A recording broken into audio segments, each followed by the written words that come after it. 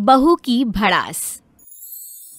माना ससुराल में सास की बात का जवाब नहीं देना चाहिए, किसी से जबान नहीं लड़ानी चाहिए, और जो भी हो बहू को तो जबान खोलनी ही नहीं चाहिए। हाँ, अब ये दिन देखना बाकी रह गया था।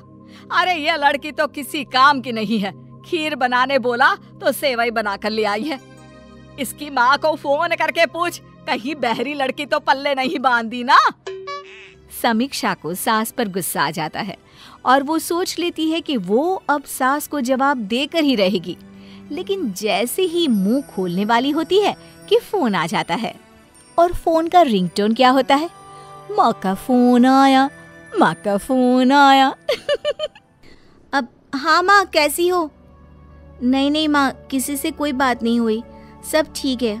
अच्छा माँ, रखती हूँ, नमस्ते। अरे कैसे बात कर रही थी झूठी कहेगी, किसी से कैसे कोई बात नहीं हुई? ला फोन दे, मैं बताती हूँ तेरी माँ को कि गूंगी की बहरी लड़की झड़ दी हमारे माथे पर। बड़बड़ करके सास दिन के खर्राटों में लग जाती है, लेकिन समीक्षा वो वहीं खड़ी है ड्राइंग रूम में। बहू को गुस्से में लाल देखकर टीवी बोल पड़ता है। अरे क्या हो गया बिटिया, क्यों परेशान हो? बहू टीवी के मुंह से बिटिया सुनकर और जोर जोर से रोने लगती है।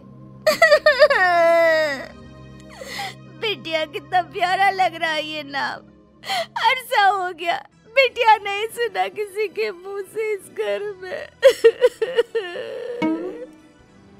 मैं तो तेरे मायके से आई हूँ, मेरे लिए तो तू बेटी ही है, लेकिन तू सास के इतने ताने क्यों सुनती है? करारा जवाब दिया करना। कैसे तो करारा जवाब? माँ ने क्या सिखाया है कि सास के सामने बोलना मत, तो बताओ कैसे बोलूं? 8 बजे आता है एकता कपूर का सीरियल, वो क्या नाम था, जली कटी बहू सास। उसमें वो देखो राधा कैसे सास को सुनाती है। हाँ, मैं भी बोल दूंगी अब कि भाई माँ को कुछ बोला ना तो जीभ खींचकर गले में लपेट दूंगी और टाई बना दूंगी, और तो और मैं तो उसके दांत तोड़कर हाथ में दे दूंगी। टीवी बहू की बात सुनकर हंसने लगता है कि तभी सास की आवाज आ जाती है। बहू, अरे बहू, कहाँ हो, मर गई क्या? अरे कहाँ से ले आया है ये चंपट लड़की, ना बोलने में ठीक ना देखने में। एक हम थे अपने जमाने में, अरे सास के दिमाग में क्या चल रहा था वो भी समझ जाते थे। अरे मेरी तरह बनने की कोशिश तो कर, कल मुही। हे भगवान, माँ जी उठ गई, अब मैं कैसे पता करूं कि ये कैसी थी? तभी मरे ससुर की फोटो बोल पड़ती है। 1 नंबर की चुड़ैल थी, बाल खोल कर निकल जाए तो गली के 4 बुड्ढों को हार्ट अटैक आ जाता था। ये तो बोल रही है कि सास के मन की बात पढ़ लेती थी, वो ये कैसे करती थी? वो कैसे करती थी? अरे मेरी माँ मेरे स्वर्गवासी पिता के पास जाना चाहती थी, इस औरत के खड्डूस व्यवहार से वो जल्दी चल बसी थी। उसी की बात करती है कि वो जाना चाहती थी तो इसके कारण चली गई। अरे ससुर जी चुप हो जाइए, आप तो निकल लिए हैं, यहाँ बची तो मैं हूँ। अरे वो आ रही है। अरे क्या है ये, बहरी गूंगी तो पहले ही थी, अब क्या पागलिया भी हो गई है? किससे बात कर रही है? कौन है वहाँ दीवार पर? माँ, वो पिताजी बोल रहे थे कि आप। क्या? कौन बोल रहा था? अरे मेरी सुन, अब ना तू बिल्कुल पागल हो चुकी है, समझी? जा यहाँ से किचन में चाय बना कर ला, पागल कहीं की। बहू फिर गुस्से से किचन में चली जाती है और वो रो रही होती है कि प्याली बोल पड़ती है। अरे ओए मैडम। बहू देखती है कि कौन बोल रहा है कि प्याली फिर बोल पड़ती है। अरे मैडम, मैं चाय की प्याली। अरे चाय की प्याली को भरना है तो चाय से भरो ना, क्यों ये आंसू गिरा गिरा कर हाल बुरा कर रही हो? बोल ले, तू भी बोल ले। अरे इस घर की प्याली तक ताना देती है। माँ, तूने मुझे जवाब देना क्यों नहीं सिखाया? अरे पागलिया, चाय बन गई क्या? सुनो, पहले ये आंसू खाली कर देना, फिर चाय डालना। पता चला चीनी की जगह नमक वाली चाय पिला दी सास को। बहू जल्दी से सास को प्याली धोकर चाय दे आती है। सास का अत्याचार बढ़ता ही जा रहा था। वहीं बहू भी अपनी माँ के सिखाए संस्कारों के सामने कुछ नहीं कहती, लेकिन अंदर ही अंदर घुटती रहती है। क्या बात है यार, कहाँ तो शादी हुई थी तो तुम डायमंड जैसी चमकती थी, अब तो बिल्कुल फीकी फीकी सी लगने लगी हो।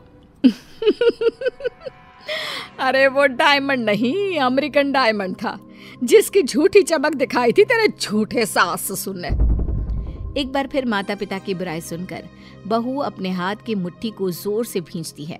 वो सोच लेती है कि इस बार सास के मुंह से एक भी शब्द और निकला तो घुमाकर मुक्का उसके मुंह पर दे मारेगी। तभी अरे क्या घूर रही है हाँ? मुट्ठी तो ऐसे बना रखी है जैसे मन में सोच रही हो कि घुमाकर मुक्का मेरे मुंह पर मारोगी। नहीं नहीं माँ जी, मैं ऐसा क्यों सोचने लगी? आप तो मेरी माँ जैसी है, माँ को भी कोई मारता है क्या? अरे बस बस, जो बोलना है बोल, लेकिन तेरी माँ जैसी तो बोलना ही मत। हाँ, अरे इतनी बड़ी बॉडम नहीं हूँ मैं, देखा है तेरी माँ को। अरे गाय भी उसके आगे चालू लगती है, इतना सीधा भी क्या बनना जिंदगी में। सास बड़बड़ करके वहां से चली जाती है। बहू मन ही मन सिसकियां भर रही होती है कि सामने की खिड़की बोल पड़ती है। कूद जा, अरे मैं कहती हूँ कूद जा मेरे ऊपर से और भाग जा कहीं। कहाँ जाऊंगी मैं? अरे कहीं तो जाओगी ना, जहाँ मन ही मन में घुट न जाओ। अरे तुमसे तो अच्छे हम निर्जीव चीज हैं, कम से कम कुछ भी हो चूं चूं की आवाज तो निकाल लेते हैं ना।